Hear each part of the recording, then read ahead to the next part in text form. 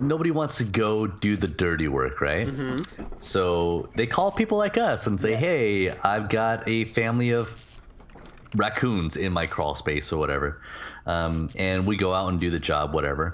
But when I first started, East Los Angeles, they put the wrong guy for this route, by the way, because I don't speak fluent. So I got this route, and I know some Spanish, but not a whole lot, but they give me this like rundown apartment, and it's probably got like, no joke, 100 buildings. Donde están los cucarachas? That's all you gotta say, but go on. That's true. And that's wrong, by the way. Just kidding. I don't. Really? I don't. Oh. No, that's fine. That's exactly. fine. Oh, maybe I've been doing it wrong. Is that what you always ask people? Yeah, in emails too. Like when somebody has like pain, I'm like, "Donde están los cucarachas?" Oh yeah, that's awesome. No, so they gave me this route in East LA, and I had these apartments that were really run down. And here's the thing about roaches, okay? Especially in apartments. Say you get roaches. Okay, you get roaches. And you're a little embarrassed to tell your property manager. So you're like, you know what, I'll try to take care of myself. I'll just let it go, But you get lazy and you're like, all right, I can't seem to get this under control. Well, now you're sharing walls. Not that you're now sharing walls, but you're currently sharing walls with other tenants. And the roaches are multiplying like crazy. And they just start going into other units. Oh, yeah. And then all of a sudden, that whole building has roaches, right? But the place just gets infested. And to the point where you know what the smell of roaches, like an infestation, smells like. Really? Yeah. So but I got used to that smell fairly quickly. So by my second visit to this apartment complex, I'm like, okay, they have an infestation here. But some of the things that were just really gross from that job, bro, was I remember going into vacant units, when there's people, they move out, they got to get that unit ready for the next new tenant. And it was low income housing, so I remember getting used to just going into these empty units with nobody's living there. I've got the set of keys. I'll open the door and I'll kind of turn the handle. And then kick the door open gently. I'm not gonna kick it down, but I'm tapping the door. Roaches were just straight falling from the ceiling. Really? Oh my gosh, infestations. They were so gross. And there were times that I would look down at the carpet thinking the carpet was moving, but nope, they were just roaches moving around. Really, that many? It was that bad. That does not seem roachily feasible. Let me tell you something. Roaches are supposed to be nocturnal. Correct. Okay.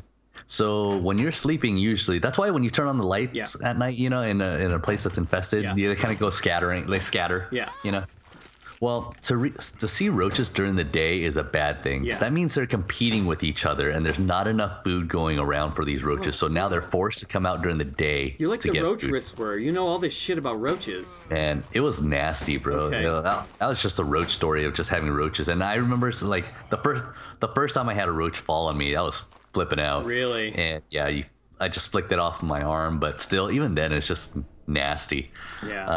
But that's one of the roach stories, and I've got bed bug stories that were pretty gross. They're just nasty, Bed bugs, man. Yeah, that's rough to get rid of, because you gotta that's in everything. It's expensive, and it's really hard to get rid of. It's doable, don't get me wrong, but it's an expensive job to get rid of bed bugs. And if you're gonna have any type of pest. Ants are easy, even though ants are a pain in the ass because, they show up everywhere. But spiders are good. People don't realize that, but spiders eat other bugs. So. I don't squish spiders. I just relocate them outside. I mean, they're going to make it back in, but... I do remember doing service at those exact apartments in East LA.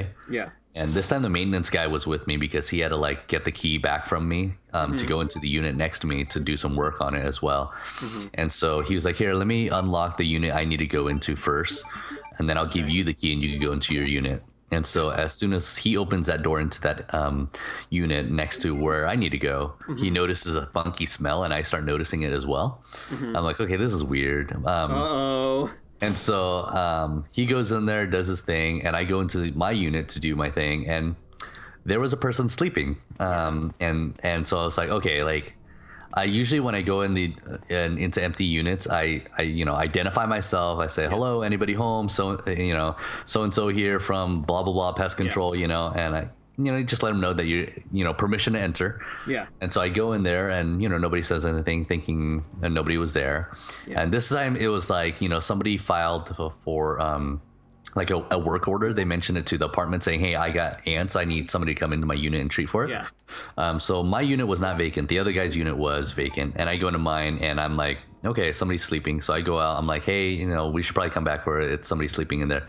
Come to find out, that person was not sleeping. They had been dead for like a day or two. So you saw a dead body. It was crazy. I didn't get a full glance, like somebody was just sitting there and like I'm thinking they're just sleeping. And so, but I go out, he goes in there to check in with them because apparently that maintenance guy knows that person. So, then, he comes back out and he's like, all right, we can't do this unit and we have to inform somebody that we got a dead body here. So that was kind of crazy, but yeah, man, it's the stuff you see out in the field of that job is just, a little crazy. So you know what a dead body smells like now. I do. And that's something you never forget. Speaking of dead bodies, I've got a quick story here. Yes. Went to Hawaii last year. Okay. Came back on a red-eye flight. Yeah. And about 3 a.m, I wake up. I've got headphones on. I'm listening to music. You're on the plane, or on the plane? Yep, on the plane. And I look up at Jess, my wife, and I'm like, Jess, like, do you smell that? Yeah. And just noticed something funky smell. Yeah. Wasn't bowel movements or anything like that. I just noticed. I was like, man, this is a weird smell. Go back to sleep. Half an hour later, cabin lights come on. Yeah. Flight attendant says, she's asking for anybody with medical experience. Yes. To come to the back of the plane. There's somebody in first class who was a doctor, went back there and tried to work on somebody. Apparently, I think that this lady on this plane was trying to go to the bathroom or something like that, but her husband wasn't getting up, to like move so she could get out. And apparently he died on the plane. We got priority to land back there, but the whole flight back, I mean, it was a rush back to the airport. Yeah. And we had priority. And as soon as we landed, we still couldn't get off the plane because the EMTs had to come on the plane. Yeah. Take the body out to the little, hallway there to work on him there a little bit more. And we had to go out this little door in the back. But it was really sad. Yeah. But it was crazy. How old was he? Dude, he was Oh, older. Hold on. Yeah. Cheryl's here. Okay. I'm glad to see you're safe, Claire. Stop running around. I know. Gosh, running away from your emotions. I'm gonna shoot you right in your stupid little freckle face and little. Give him the stick. Don't give him the stick. Go. What's a body massage? Body massage. Okay, so its blood forms a serpent. Okay. Oh shit. What order do we put him in? Here we go. It's an eagle bathed in blood. All right, let me see if I could find this Gateway out. of Doom will open. Let's try this again. Sacrifice dies by the claw of the... Okay, so jaguar in the middle. No, maybe the blood forms a serpent. Yes. Okay. Jaguar middle, serpent ground. Oh, that makes sense. Okay. So, I don't want to see this again. So eagle in the sky. Eagle in the sky. Is he golden? Yeah, okay. So golden eagle in the sky. I can go twice as high. And then jaguar in the earth, middle. No! Oh, no. Oh, maybe it doesn't matter. Maybe it automatically puts them where they need to go. What if you did it wrong and then the game was just over? Game over. Yeah. Oh, there it is. Shit, it deletes all your saves. God damn it. One little thing in there. Yeah. It's a note for Cheryl. The door shuts behind you. I know, right? Mail to the chef. All right. Mr. Brian Irons, chef of the Raccoon City Police Department. We have lost the mansion lab facility due to the activation of the renegade operative, Albert Wesker. Oh, Wesker. Ode actions of renegade operative Albert Wesker. Oh, so Wesker wasn't working for them. He had his own agenda. What a jerk. Fortunately, right? Fortunately, he wears sunglasses indoors. We already know he's a jerk. Maybe he was blind. Dude, that explains a lot. That would explain a lot, blind right? People are assholes. So that does make a lot of sense. Oh, my goodness. I bet he was blind. Cyclops. Cyclops is an asshole. Fortunately, his interference will have no lasting effects upon the continued virus research. I don't see how that's possible. Our only present concern is the presence of presence and presencing presence of the remaining STARS members, Redfield, Valentine, Burton, Chambers, and Vickers? I thought Burton was working for them. I'm very confused. If it comes to light that the STARS have any evidence as to the activation of our activities of our research, I keep saying that, dispose of them in such a manner that would appear to be purely accidental. Whoa. Jesus Christ. Continue to monitor their progress and make certain that their knowledge does not go public, and it will continue to be our contact through this affair. You think he would burn after reading this kind of stuff. Yeah. I've deposited the amount of US 10,000. I have deposited the amount of US 10,000 to the account of your service. This terms as our agreement. He did all this for 10,000. That's it.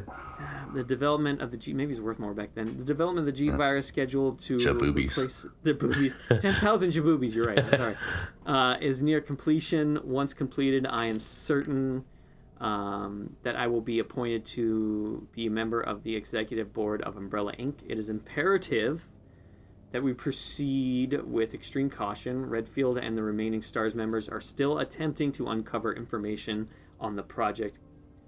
Continue to monitor their activities and block all attempts to investigate the underground research facility. It's like schoolwork. To Mr. Brian Irons, chief of blah, blah, blah, blah, we have a problem. I have received information informing that the Umbrella HQ has sent spies to recover my research on the G virus. There are unknown number of agents involved. They must not be allowed to take this project away from me, as it represents my entire life's work. Search the city thoroughly for any suspicious persons. Detain any such individuals by whatever means deemed necessary, and contact me immediately through Annette. Annette has no last name. What the heck? Okay. With these precautions, any possible threat should be eliminated. I will not allow anyone to steal my work on the G virus, not even Umbrella. William Birkin. Good job, buddy. Thanks. You're welcome.